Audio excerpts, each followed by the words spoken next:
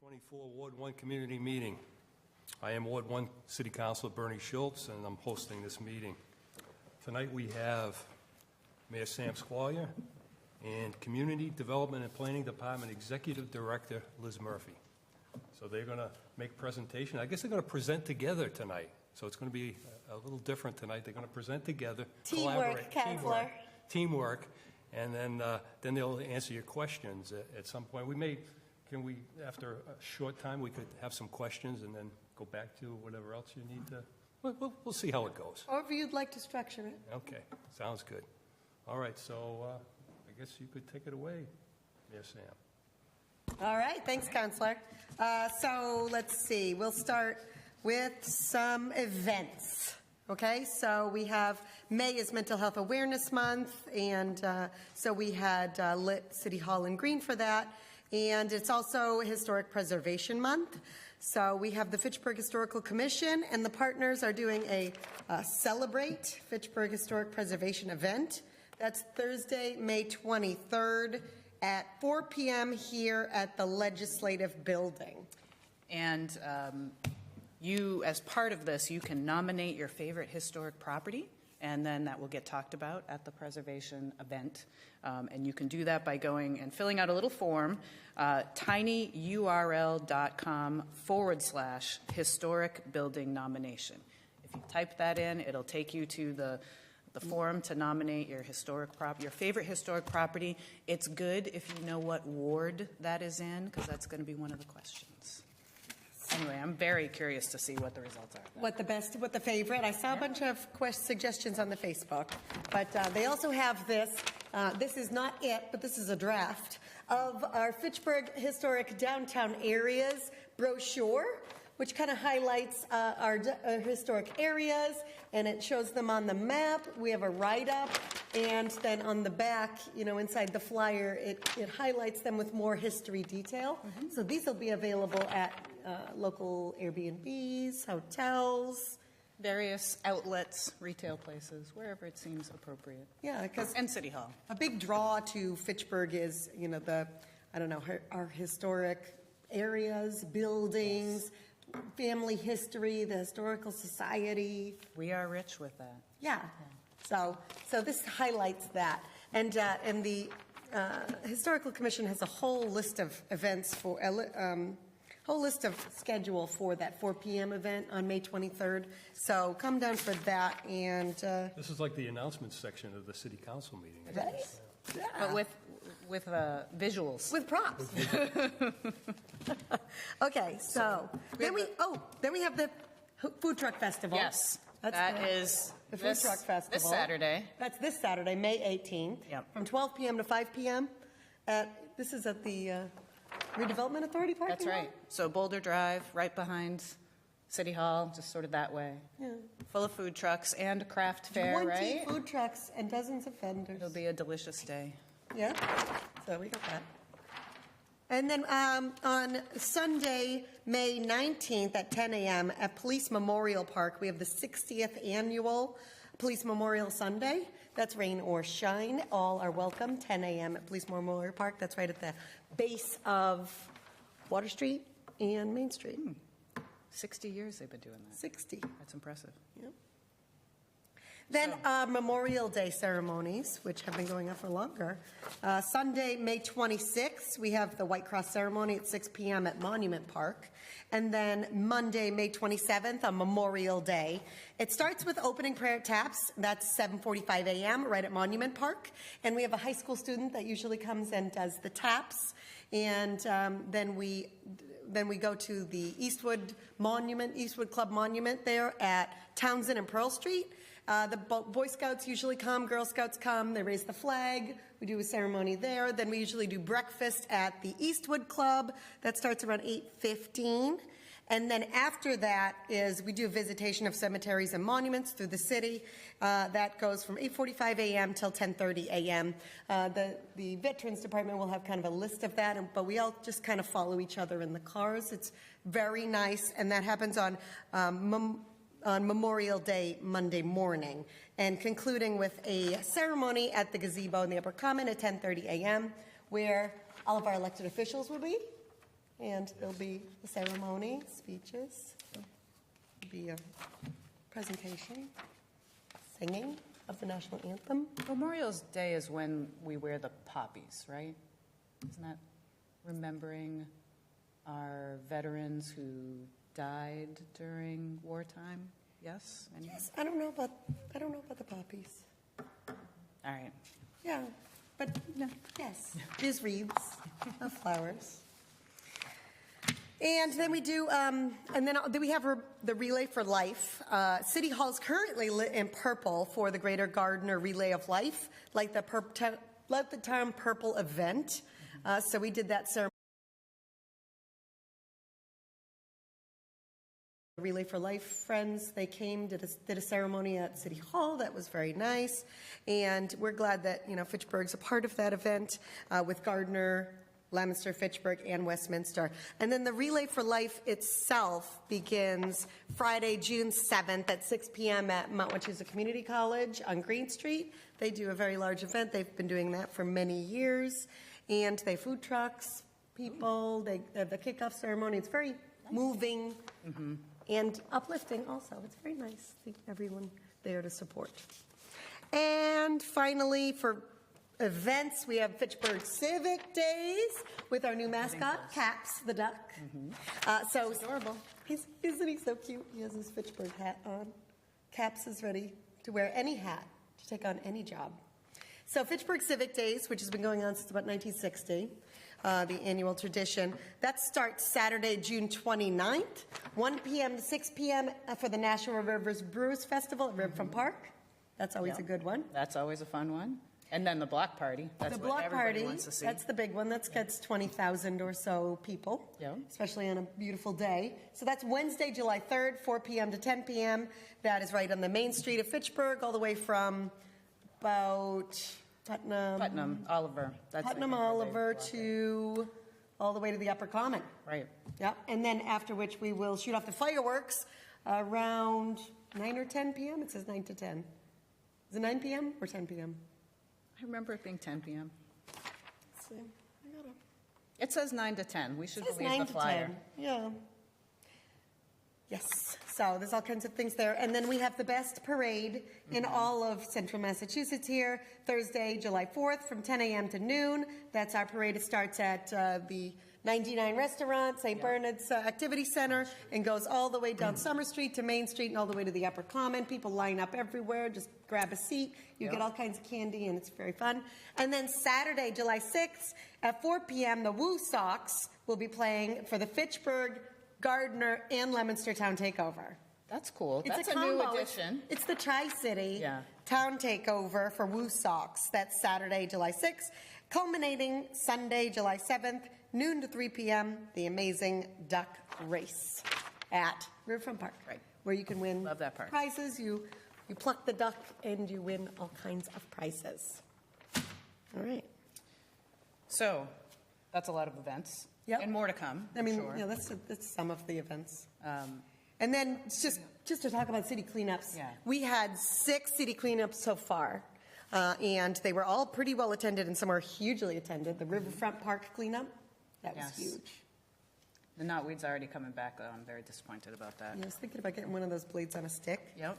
And so we cleaned up the Longsjo area, Riverfront Park, the Daniel C. Claiborne area. We did the dog park. Then we did Ward 6, South Street area. And we closed it with Ward 3, Stanley Park area cleanup, where we did Caldwell Park, Crocker Playground, Goddard Street, that whole area.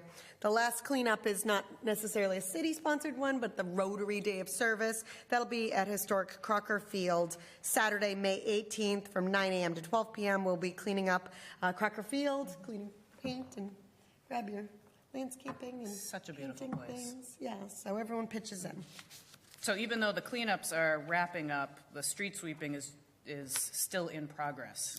It is. Unfortunately, I just heard from our street superintendent that one of these street sweepers is broken. Oh, no. One of the 2 that we have working, and it's supposedly going to be expensive to fix. So I don't know when exactly that will be done. So we are currently on schedule, Ward 4, May 1st through the 17th. We're currently on schedule now. hopefully we continue to be How on about Ward schedule. 1? We were first Ward- last year, so I guess Now we're you're last. You're last, yeah. Yeah. You are scheduled for June 10th through June 14th for Ward 1. So the 20th, it'll start Ward 5, the 27th of May, Ward 6. That's at least the current schedule. If schedule changes or if folks forget what week their area is, can they find that on the website or on? It's on the website. the Yeah, Facebook? it's on the DPW streets area on the website. It's also on the Facebook. If you go to Facebook and type in Fitchburg street sweeping, you should find it. It should pop up. Cool. So if it changes because of this change in our capacity, Hopefully, we'll have the capacity to update that Yeah. on the website and Facebook. But otherwise, just sweep your sidewalks as best as you can, Yep. and we're getting to everything as quick as we can. Would you like to take a few questions? I know some of the people in the audience have some questions, so maybe you'd like to take a couple of questions before you Sure. go on? Okay. Jacqueline Wetchy, and at a recent council meeting, Councilor Zarella said that he, Councilor Van Hazinga, Auditor Cronin, and you have been meeting to come up with new sources of revenue, and I would like to know what are the new revenue sources you are looking at? So we've been having budget meetings since January 2nd. Basically, since you started. Yeah, immediately. It was talking about the budget. And so we've been meeting with all the department heads, and then it's been, cracking down on the immense deficit that, we have at this moment. We started with a $7.6 million deficit, and so we've been working down to get to a balanced budget. So, it was prudent after we met with all the department heads and talked about their needs and their wants, and then we had a further discussion of, we can't afford the wants, and let's pare down the needs to the bare minimum. Yep. And then we had further conversation with department heads, and it was very clear, we should have a conversation with city councilors. So we invited the president and the vice president of the city council to a finance meeting of our budget committee. So, all the finance people on the, when we're talking about the budget, and we had the president of the city council and the vice president. And, this was uncommon for them to be included in the budget hearings before we present it to the city council. So it was really good to get their input and perspective. So over the past, a number of years, we've had a lot of spending, and then, we've had a lot of decreases in revenue as well. So our landfill used to make us a lot of cash. Yep. Right? We used to, $1 million a year. used to not only supplement our curbside pickup and our recycling, but it used to actually generate some money to free cash for the budget. It no longer does that. The landfill currently costs us about $1.5 million a year right now, at which some point in the near future, the landfill will end up closing approximately 7 years from now, at which point, that $1.5 million deficit, right, that it costs the city taxpayers, that landfill, it will actually, I don't exactly know what the number is, but it's probably close to $4 to $6 million. Right, so we need to start thinking about how we are offsetting the cost of that landfill. So normally it is through some sort of trash fee. Yep. So we are looking into that. Steve Curry has been talking about that for a number of years, and it's getting to the point where we need to start looking at equitable ways to offset that trash service. We additionally, the hotel tax. Could I interrupt for 1 minute? Sure. Now, Waste Management runs our landfill. Yeah. Is there any negotiations being put forth that maybe we could get a better deal so that it doesn't cost us $1.5 million a year? It's my understanding we have a contract to life. But I've right. heard that they've had renegotiations several times. So that part of that included the extension of the landfill. So the landfill was scheduled actually to close this year, 2024. So we were able to work with Waste Management and with Mass DEP to extend the life of that landfill out 7 more years with a vertical expansion project. Right, so they're building these gabion-style retaining walls on site to extend the height of the landfill, that they can fill up to, some areas, I think they're 100 feet. Wow. Right, so that extends the life, they have a contract with the state to extend that to 7 more years, right, 2031. And so at that point, we will be no longer having any subsidization of our curbside pickup or our recycling or our disposal. So we're actively working on the sludge, anaerobic digestion facility, the $270 million project Yeah, that's working. how is that coming? We haven't heard any more, have we? Yeah, that is a long process with Mass Well, DEP and it's been permitting. years already. Yes. Oh, yeah, Through that's, 3 administrations, I guess. yeah, we were talking about it back in 2016, 2017, 2018. It's an unusual use, and the state had to figure out how to permit it. So there was a whole process that we went through to do that. The developer itself, they are working with their team now to put the final pieces together, and we're just waiting for them to come back and say, we have it, we're ready to go. Yeah. So we did get through that permitting piece. So now it's up They to the created a developer. whole new permitting process, the state did, Yeah. to allow this. Yeah, and, there's an incentive for the developer to try to get something happening at least by December 31st of this year. So we are paying close attention to that, but. There's incentive for that. Correct. There's some tax credits that they're going to be able to use that will go away after the end of this calendar year. Starting construction. Revenue sources, I guess, was the question that she asked. Revenue sources, new Oh, revenue yes. sources. So we talked Well, about the yeah, that- trash. Yeah, so One is trash. there's trash, right? What- Which has what been. else? Anything else? So, as I was saying, the hotel tax, right? We have a 4% hotel tax, and that was instituted in what, 1991 Long time ago. or 1997? You know better than I. Yeah, I had it written down, but it's not in front of me. But that has been at 4% for that long, and we have attracted 0 new hotel properties. And it does, and that facility does cost us in, the timing of our fire response services and our fire response services that are provided to, that entity. And so the city council recently voted to increase that from 4% to 6%. I think it's the max you can go, right? It's 6% is currently the max, and the vast majority of municipalities in the state of Massachusetts have a 6%. It's like, I think it was 172 to 38 was the ratio of 6% to 4%. And, at the same time that City Council in Fitchburg voted on that, in Gardner, they also put on their City Council agenda for 4% to 6%, because Gardner has had it at 4% for longer than we have, and they also added a meals tax. So, that's something that the former auditor has been talking about for a really long time, adding, we currently pay 6.25% to the state for meals tax in the city of Fitchburg, and, so the idea, that's a revenue source that could be implemented is a 75 cents per $100, meals tax for the city of Fitchburg. That would go directly to supplement, the expenses for the city of Fitchburg and the needs of our services, right?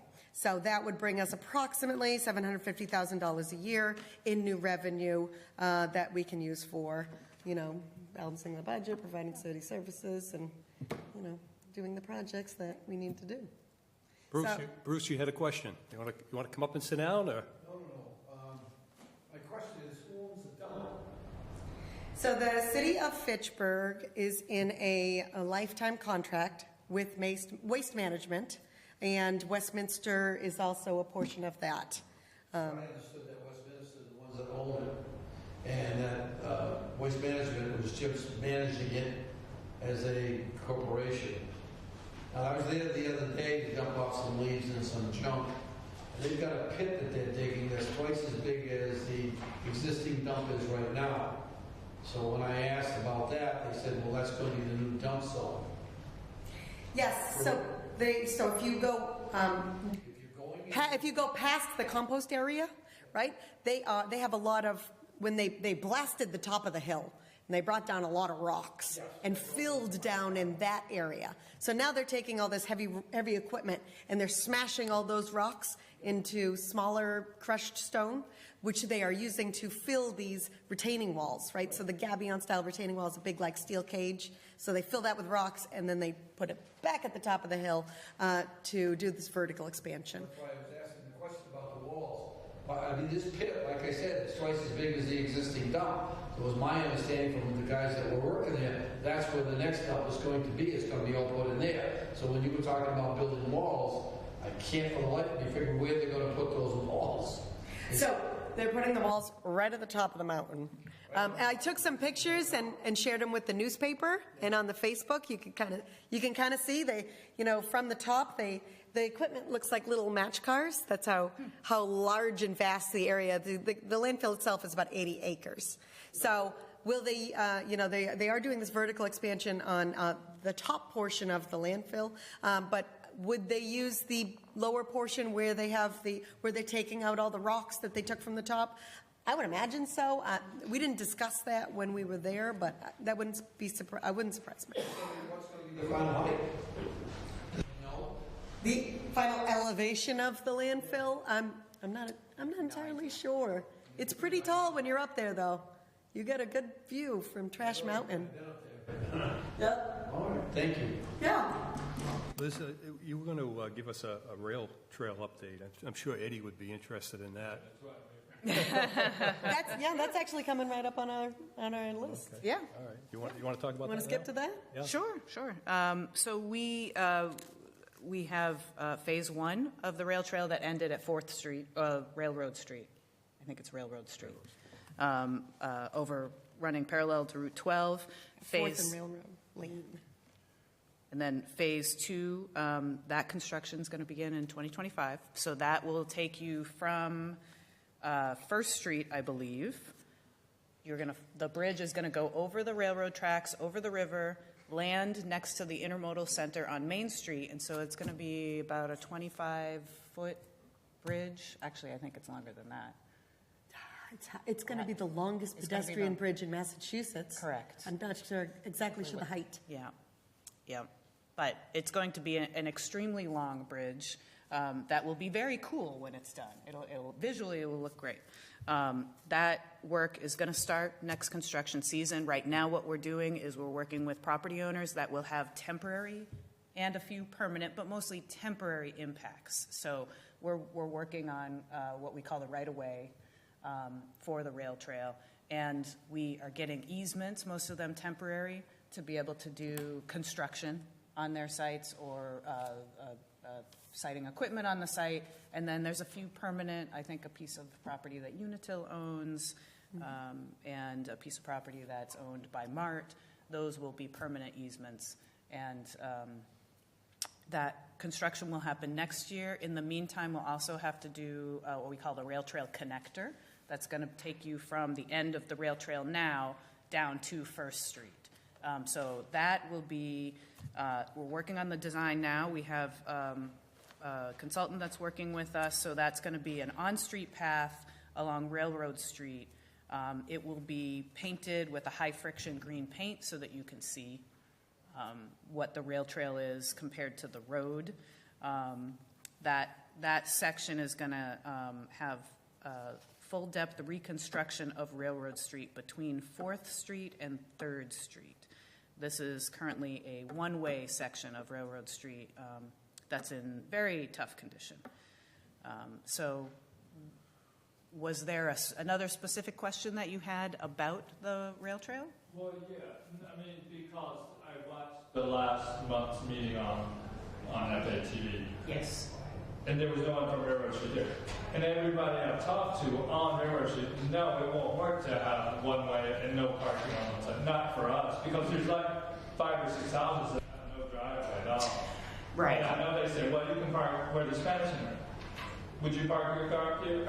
I mean, if there's, I need, like if my car's not in front of my house, I would worry about leaving stuff in there at all, because, it's not that great of a neighborhood. I mean, Isn't it just moving the cars from like in front of the house to the other side of the street? I believe so. So it's just like, that's what I'm saying. That, especially during snow emergencies, they're all full. All those places. And we get off the street. We're off the street. But I always assume that was our property that goes to, because we always maintained it. You know what I mean? Sure. From the street to the house. Right. This is the trickiest section to deal with. There is no doubt about it. And the reason that the city is doing it as opposed to the state is doing it because we can't meet the state's requirements for a complete street there. So the city has to do it. Now it's on Middle Street. Why did they decide to put it on Railroad Street? We, at the end of the day, we're assuming that humans being humans, their behavior is going to be that they're going to go down Railroad Street because that's the easiest path to take. It is the straight. It's the forward. straight line from the end of what it is now to First Street, where it will do the flyover. So we'll continue to work with the residents in that area, and I totally understand that. That's a big issue. That is a very tight street. Some folks bought homes that have no parking places and have no other choice but to be parking on the street there. We don't want anybody to have to lose any of their existing parking spaces, and we're hoping to be able to compensate to add a little bit of extra parking using the old Spanish American Center site that obviously needs some improvement before it becomes officially a parking lot. Well, I'm just saying, I wouldn't want to leave my car there. Yeah. I mean, when I walk by there's people in their cars at night, everything else. And So there's some safety issues. Yeah. And I don't know anything about whether or not there's lights in that area, but we can look at the safety issues. Yeah. And we're certainly open to suggestions, if there's somebody, we don't claim to know it all, If somebody has a better suggestion for an alternate place that could become a parking lot for the folks at Railroad Street, we're certainly willing to entertain. Or it. yeah, how to prove it. use the back side of our property? Because there's still an abandoned rail back there. You know what I mean? I'm not sure There's still a track that hasn't been pulled up I think on the back side of our property. that might be privately owned. It's the railroad. Right. So we had to buy the entire rail trail line in order to be able to put our trail there. They didn't just give it to us. So we might, if there was a railroad piece that isn't being used, we would have to buy that. I'm not sure the And it took feasibility us of that. 20 years? It took us 20 years to buy that from CSX. It was not easy. It's certainly the beginning of that negotiation predated me at City Hall, and I've been here for 17 years. So. 17. We got it on the special city council meeting tonight that, we're, just to do the right-of-way, we're transferring $233,800 just for the right-of-way in that area, so. Those are for easements, and that actually is The whole way the to Main whole- Street. over to Main Street too. Main Street. But it's both property, both sides of what will be the landing point of that bridge. Yeah. And when we're done, the street will be completely paved, right? The rail trail? Yep. Well, Railroad Street. Yes, that will be paved. Yeah. Bruce, you got it? I used to have a driveway, but Unitel decided to put their meters there. It was a shared driveway. I used to go back down to my garage. But that was like 10 years ago. They decided to put their meters. But I don't have a driveway. There's at least 5 houses that have no driveway at all. But to ban parking on even one side doesn't work for me. Well, at least I think they'll be parking on the other side from away, on the Middle Street Lane side, right? Like in front of your stretch. Yeah, I'm not sure. Are you on Railroad Street or Middle Street? Railroad. Yeah. I think they'll be parking still on one side. Yeah, on Railroad Street Lane, it's too tight technically for parking at all right now. So that'll be, technically, you're not supposed to park there, but that'll be more enforced with Right. the rail trail. There won't be a lot of. Bruce, did you have a follow-up question on the rail trail or something else? Yeah, just a question, because I'm not too clear on this community development funds. Is that tax money from Fitchburg, or is that state tax money? Where does that money come from? Well, there isn't a specific thing called community development funds, but we do get various grant funding from different sources. Is that where this money's coming from? So the rail trail, the big rail trail project is coming from earmarks from Congress, or did come from earmarks from Congress and from the state. The state, the part that you're talking about now, from the Fifth Street Bridge into the center, well. Yeah, most of that is the state. That's the state funding it. The piece that the city is funding is this little connector on Railroad Street, and that is coming from Community Development Block Grant funds. And those funds come from the federal government.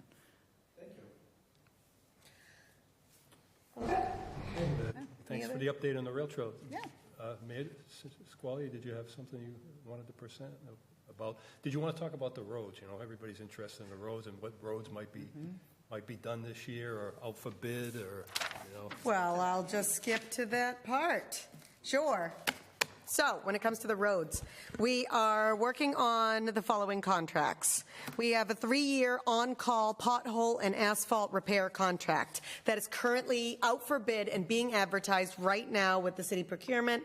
If you go to this fitchburgma.gov and you are a MassDOT qualified, you're MassDOT qualified as a paving contractor, then you can bid on that, and we'd urge local contractors to bid on that project. That would be fantastic. So this on-call pothole and asphalt repair paving contract, this allows the city to supplement our ability to be able to fill the potholes, because especially early in the spring, we just can't keep up with the potholes that are popping up, and especially with our aging equipment and, you know, our lower staff than is necessary.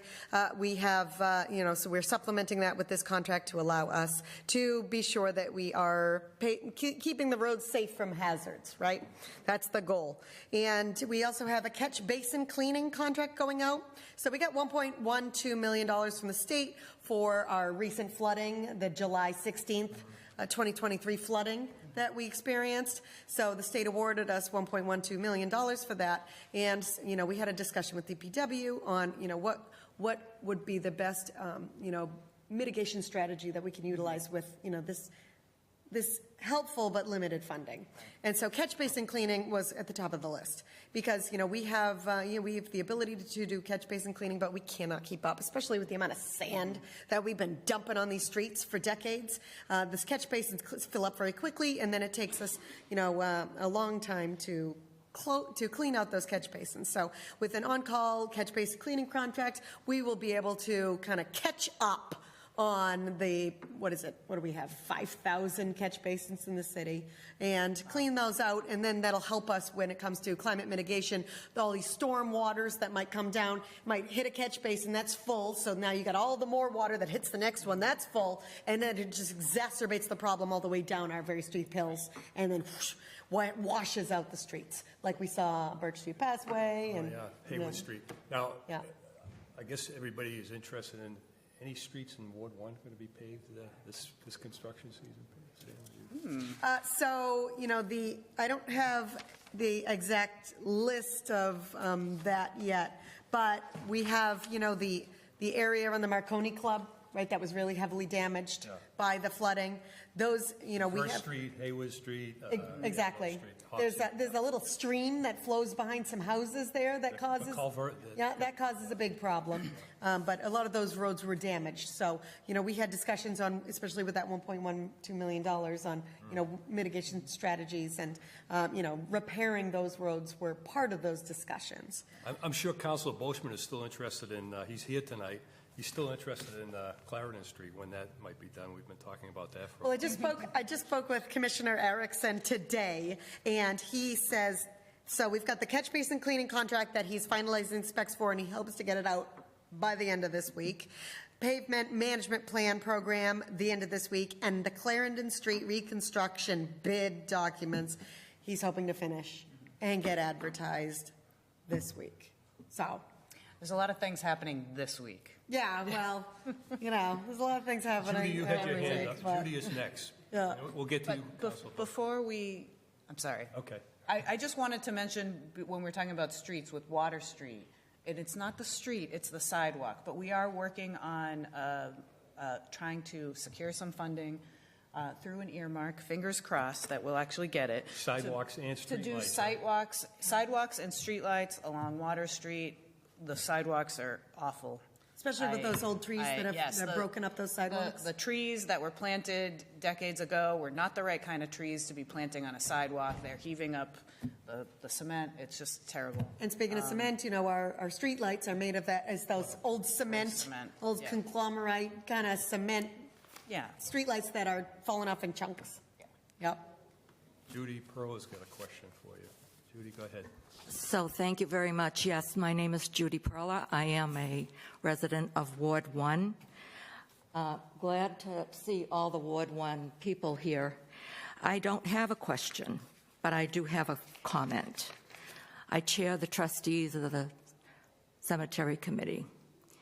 We have been in flux lately. The mausoleum in the Forest Hill Cemetery, as both of you know, is in urgent, dire need of repair.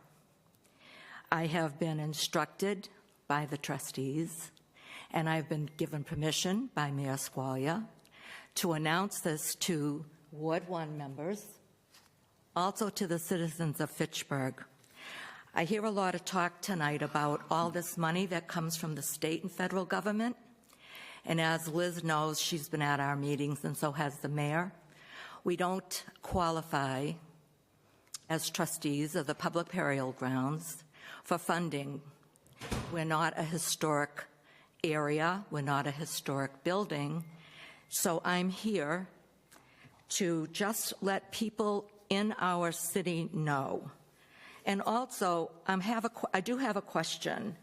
Seeing as how you can get all these grants and funding for sidewalk repairs and bridges and roads, why is there no way that we can get a state or federal grant to help with this mausoleum?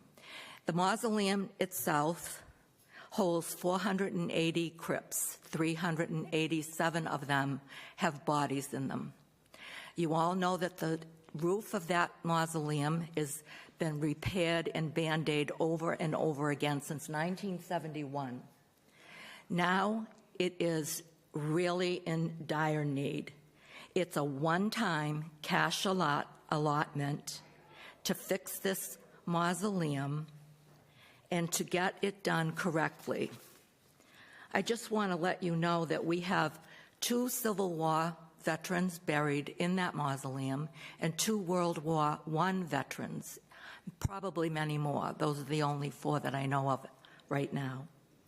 Also, the Wallace family, the Dillon family, John Parkhill, Arthur Lowe, and our mayor, Marcus Coolidge, are buried in that mausoleum.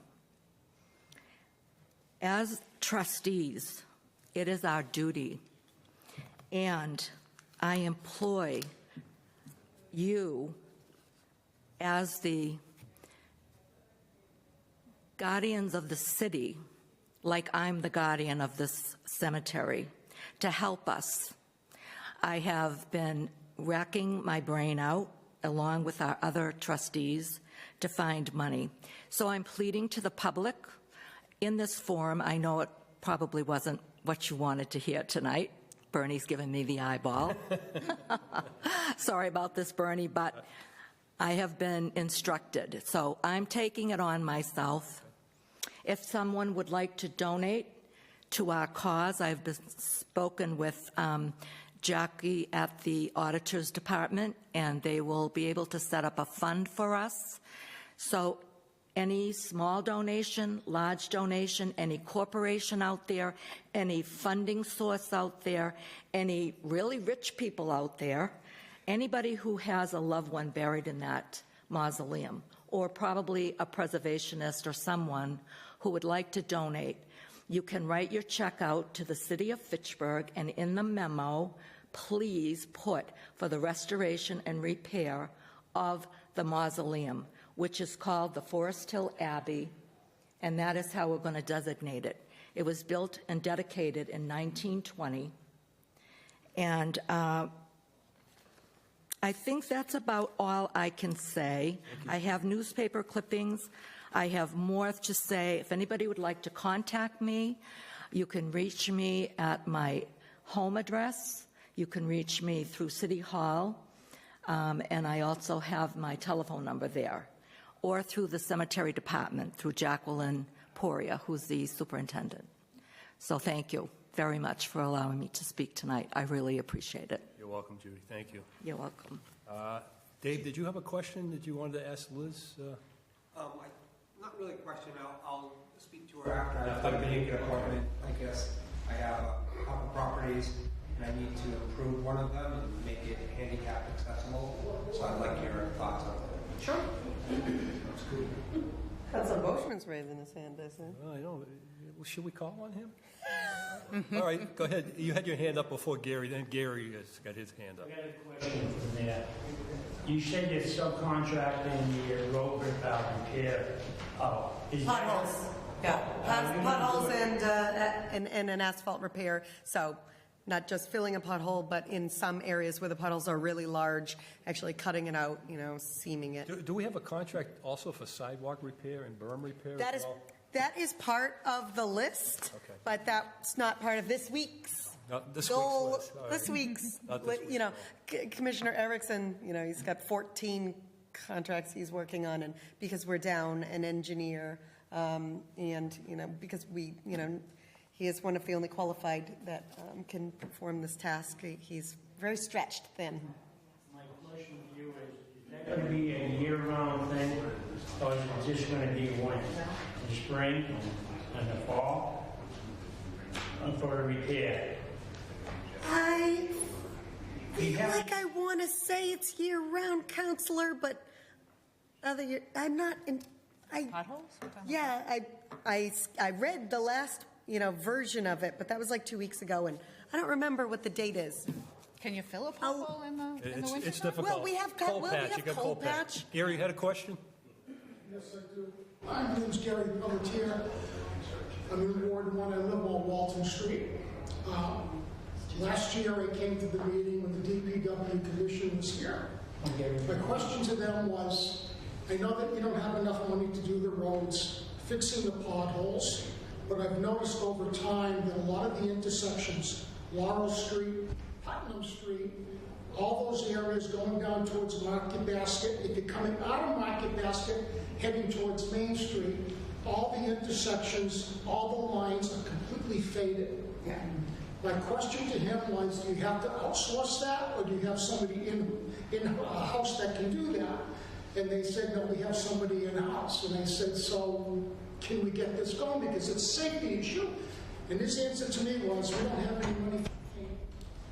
And I'm like, you're kidding me, right? This was last year. This was last year. I'm not sure exactly where we are on our line painting budget. I know that we do outsource, the long line painting, like for, the center lines and the fog lines for the streets.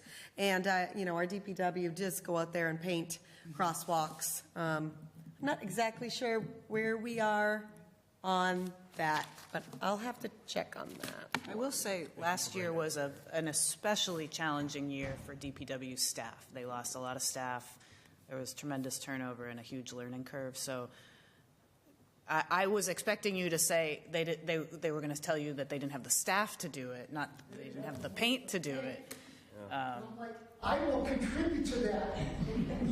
But it's a safety We will accept. But it's a safety issue. Absolutely. And I remember before the mayor, I even made a comment on the backside of Main Street going under the bridge towards Montour's. And I said, there are no lines there. Now it's two-way.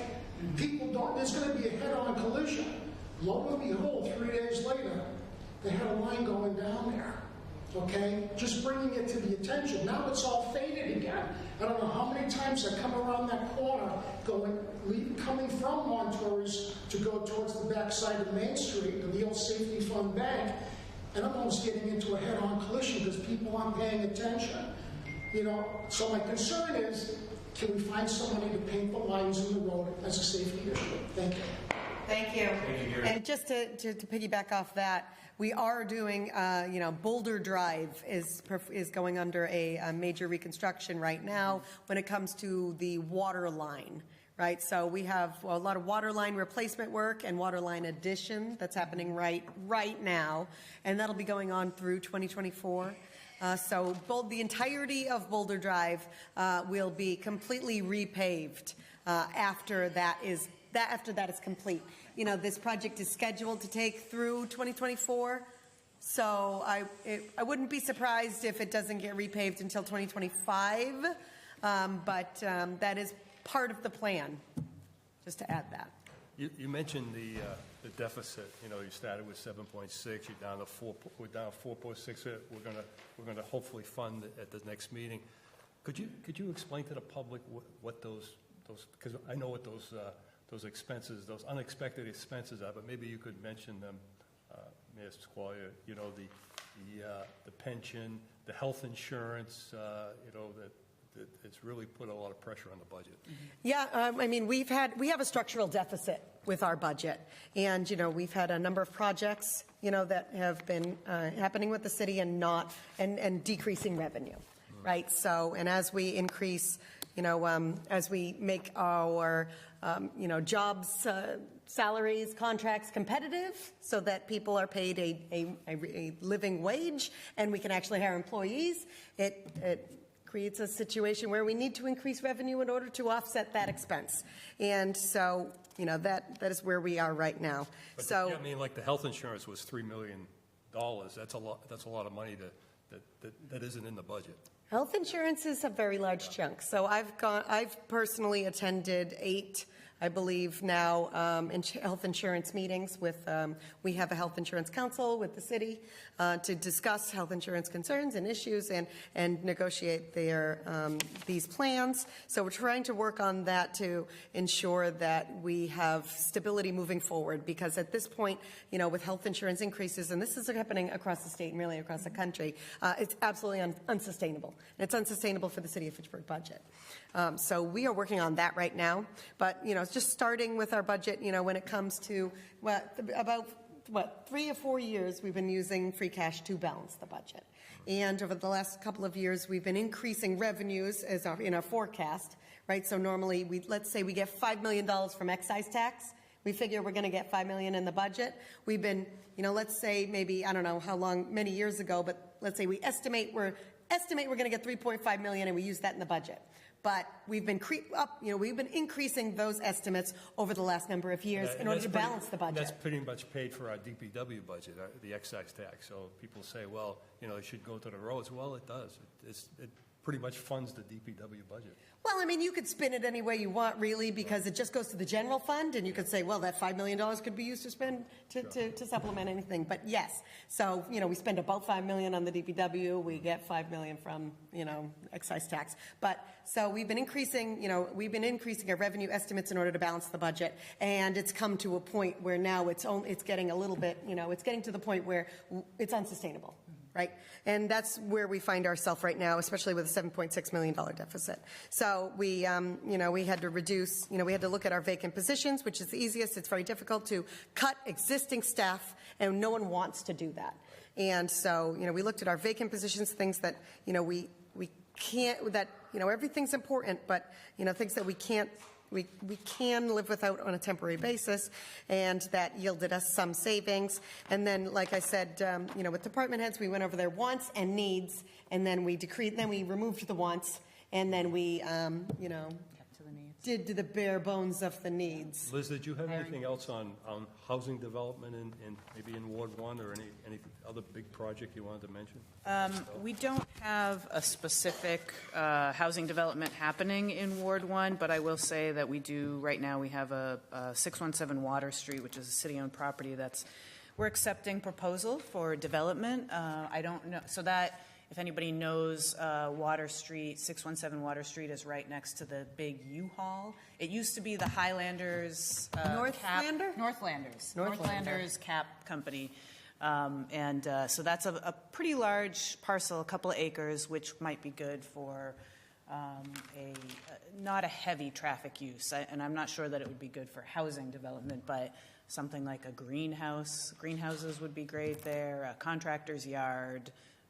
Storage facility right next to the U-Haul. Yeah.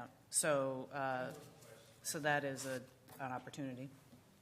Yes. Eddie, go ahead. I wonder if there, Speaking of Water Street, and also when you turn into our neighborhood, into the back, is there any plans to tear down those abandoned buildings, like that big green building that's been abandoned forever? It was, I think someone told me it was a furniture place, and it was a pet. Oh, Giordano's on Water Street. That, and then across the street, there's a house that's been abandoned for a lot of time. It's just like when people come in to the neighborhood, they say, oh, this is not.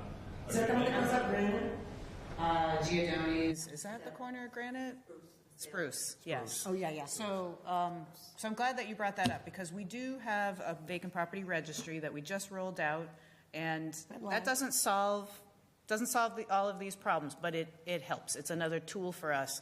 That vacant property registry, every vacant building except for large industrial buildings, they need to register. They pay a small registration fee of $100 a year. In year 2, it goes up. It escalates to $250, I believe, and then year 3, I believe it's $2,500, and then year 4, it's $3,500, and it caps out on $3,500 a year. So that's a disincentive for property owners to sit on something that's vacant.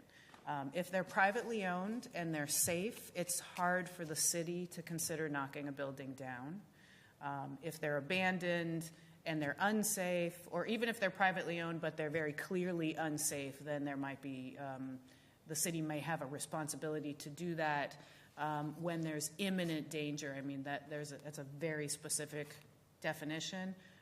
But I do know that there are a few properties, and I think there's one that the city has taken that's in that neighborhood that does need to come down, and it's on our list. And it's like 7 3rd Street. 7 3rd Street. It's a tiny little house, the corner of Water and 3rd. So that is a property that we do want to demolish.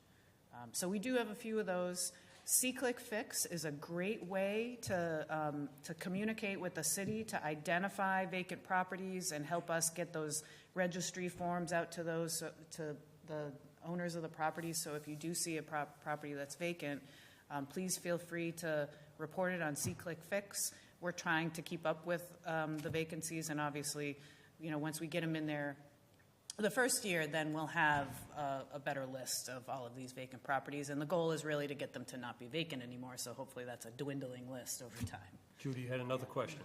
I have 2, but one is Granite Street. There's a property on Granite Street that is a home. It's been vacant for years because the person that owned it passed away. I grew up in that neighborhood. I don't remember the number on the house, but it's right before you go up the big hill. On the right, from Portland Street. So Portland would be the side street, and the last name is Delvertis. I had spoken to Steve Curry about it, and he said that they have been looking at it. The roof has got holes in it. The front yard has got bushes that you can't even see the house, so I might mention that. The other thing I was going to ask about the contracts with city employees regarding their insurance, their health insurance. Do they pay something into their health insurance, or does the city pay for the full premium? We pay. We pay for the full premium? No. The city employees pay a portion. Oh, they pay a portion? Yes. Okay. Yeah. Is that portion contractual, or can you... That portion is negotiated through a bargaining agreement with the Public Employee Commission. So to increase their portion of it is difficult to do? To increase their portion of it requires a collective agreement with the city and the commission. Thank you. Any other questions before we allow Mayor Squalier and Liz Murphy to give their final thoughts? Jacqueline? Yes, I know, Mayor Squalia, that when you were candidate, one thing you talked about was streamlining the permitting process. You have an update on that for us? Yes, so, the current process now is we've been improving on the form of intent process. And our community development, our building department, and our health department and the mayor's office have been working on that for for a number of months. A few months now. Yeah, and our interim building commissioner now, Felix Zemmel, he's really updated our open gov permit, right, so it's kind of, the form of intent is kind of a clearinghouse, right? If you want to do something in the city, if you want to build something, an addition, a parking lot, whatever it is, something that you might need a permit for in the city of Fitchburg, then you go on fitchburgma.gov and you go to the Form and Permit Center, and you go to the form of intent under the building department. And that, from there's like a very easy to kind of go through checklist.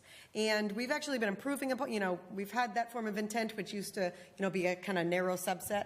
We've expanded that to a sort of clearinghouse for the city to help guide people to the correct departments. And a lot of the department heads also, they see these as they come in and they can add their information. So, a lot of times in the past, there would be these permits and these projects that people would think that they have all their ducks in a row. They'd spend a lot of money, they'd go through the process, they'd get ready to open, and then a department would say, I didn't know about this. You actually need a stormwater permit and an engineered plan and a X, Y, and Z. That was the first thing that happened this spring, was the stormwater piece was added to the whole permitting process, so that now the DPW, they can inform folks right at the onset if they're going to need a stormwater permit, instead of finding out like when they're ready to go in front of planning board, which sometimes would happen in the past. So And that would delay it months and months. And it's a process. For us, it's an ongoing process to try to streamline permitting.